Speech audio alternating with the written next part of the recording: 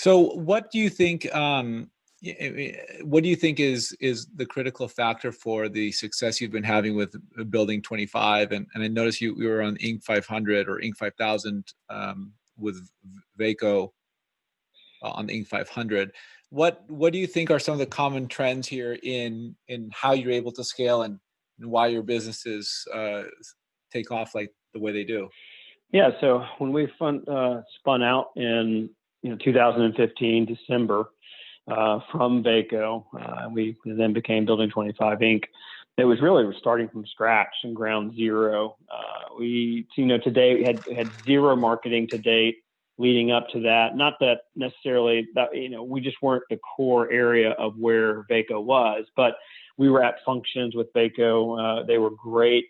They're really big around people that have an idea to be entrepreneurs themselves.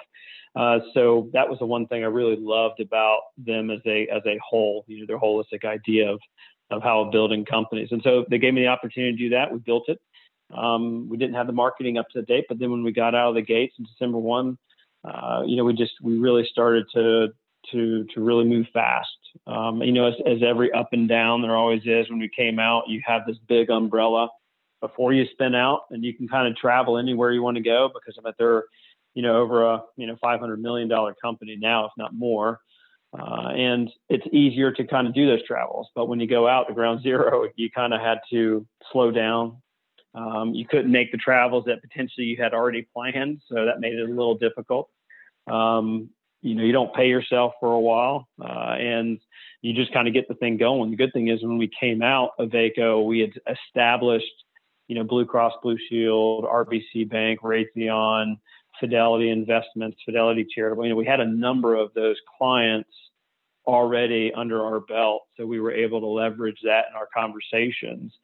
And then it just takes time. It also takes a team that surrounds you, that believes in the vision, that, knowing that there's going to be some tough times as you get out, and, they all stuck through with it. And it's great to know that it's a family and we've grown it from there. So that's really, one of the main reasons, and how we kind of got started.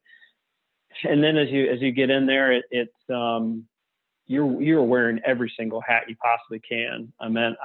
We moved offices. I'm painting the walls. I'm cleaning up, vacuuming the floors, bringing in food. You have to kind of be at the beck and call of the team to make sure they've got everything they have. And it's tiring, long hours, but you just have to keep believing every day you wake up from the bed, and the people around you support it. So you get some momentum that way. We got some really good wins. I invested a lot of money back into the business.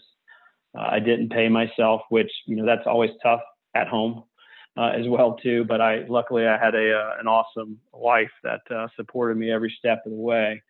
And you kind of break through.